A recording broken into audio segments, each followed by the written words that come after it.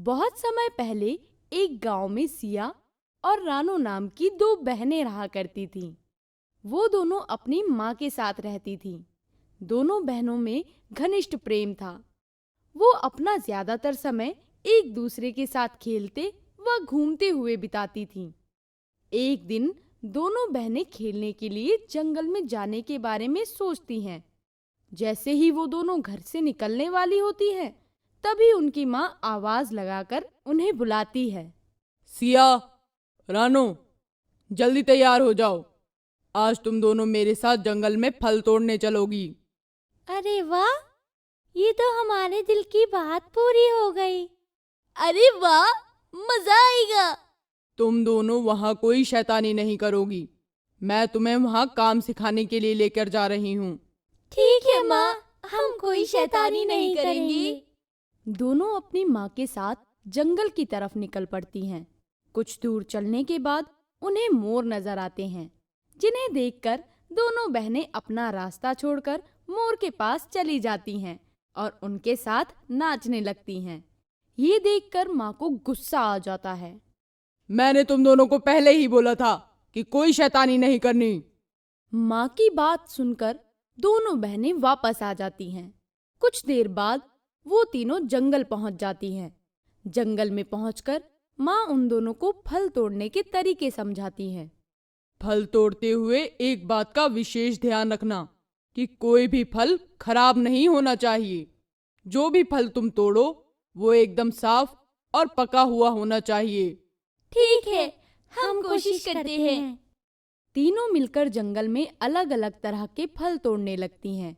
कुछ देर बाद उनके पास बहुत सारे फल इकट्ठे हो जाते हैं।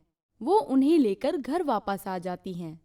आज तुम दोनों ने बहुत अच्छा काम किया है। मैं कल दूसरे गांव के बड़े बाजार में जाकर ये सब फल बेच आऊंगी। वहां मुझे इन सभी का बहुत अच्छा दाम मिल सकता है। माँ, क्या हम दोनों भी कल तुम्हारे साथ चल सकते हैं? नहीं, तुम दोनों घर में ही रहोगी और जब तक मैं वापस नहीं आती तुम घर से बाहर नहीं जाओगी। अगली सुबह माँ दूसरे गांव में जाकर फल बेचने के लिए जल्दी घर से निकल जाती है। रानो, जल्दी चल, जंगल में जाकर खेलते हैं। लेकिन माँ तो हम दोनों को घर की जिम्मेदारी देकर गई हैं।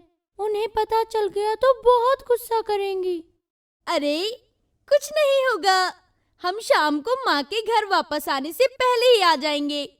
सिया की बात मानकर रानो तैयार हो जाती है और दोनों बहनें जंगल पहुंच जाती हैं। जंगल पहुंचकर दोनों बहनें खरगोश, तितलियों, गिलहरियों और हिरण के साथ खूब खेलती हैं।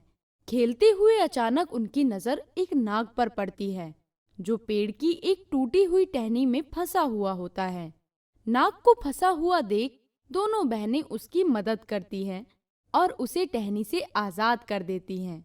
नाग वहां से चला जाता है और दोनों बहनें वापस खेल में मग्न हो जाती हैं।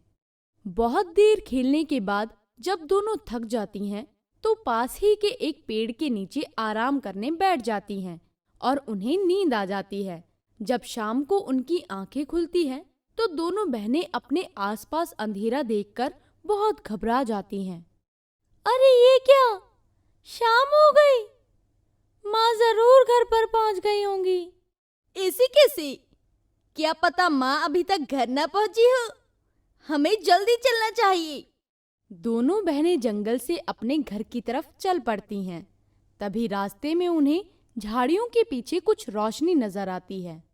बहन, ये रोशनी कैसी है? पता नहीं, चलो चलकर देखते हैं। दोनों बहनें रोशनी का पीछा करती हुई झाड़ी के पास पहुंचती हैं। जैसे ही वो झाड़ी के पीछे देखती हैं, वो डर से कांप उठती हैं। ये तो एक नाग है, जिसके सर पर एक बड़ा सा हीरा है।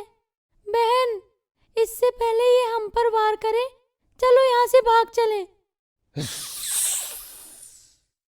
डरो मत, मैं तुम दोनों को कुछ नहीं करूंगा। मैं वही नाग हूं जिसकी मदद सुबह तुम दोनों ने की थी। आपके सर पर इतना बड़ा हीरा क्यों है? क्योंकि मैं एक शेष नाग हूं, नागमणि का रक्षक। तुमने मेरी मदद की तुम दोनों बहुत नेक दिल हो। मैं तुम्हें एक उपहार देना चाहता हूँ।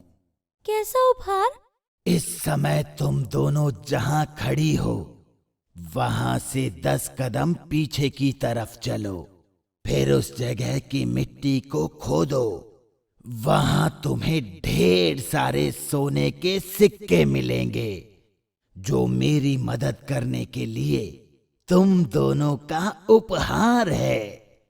लेकिन उस उपहार को पाने के लिए तुम दोनों को मुझसे एक वादा करना होगा। कैसा वादा? ये वादा कि तुम दोनों कभी भी मेरे बारे में किसी को कुछ नहीं बताओगी। हम वादा करते हैं। इसके बाद वो दोनों बहनें वैसा ही करती हैं जैसा शेषनाग ने उन्हें करने के लिए बोला होता है। मिट्टी खोदने पर उन्हें मुट्ठी भर सोने के सिक्के मिल जाते हैं। सिक्के लेकर दोनों बहनें बहुत खुश होती हैं और वो शेषनाग का धन्यवाद करके वहां से चली जाती हैं। घर पहुंचकर दोनों बहनें सभी सोने के सिक्के अपनी माँ को देकर बोलती हैं, माँ, ये सिक्के हमें एक बहुत प्रसिद्ध राजा की सहायता करने के लिए उपहार के तौर पर मिले हैं, इसीलिए हमें घर आने में देरी हो गई। माँ सोने के सिक्के देखकर बहुत खुश होती है। वो उन सोने के सिक्कों से अपने गांव में एक बड़ी फल की दुकान खोल लेती है। फिर वो तीनों खुशी खुशी अपना जीवन व्यतीत करने लगते हैं। तो बच्चों, इस कहानी से हमें ये शिक्षा मिलती है कि सच्चाई और अच्छाई से किसी का भी दिल जीता जा सकता है।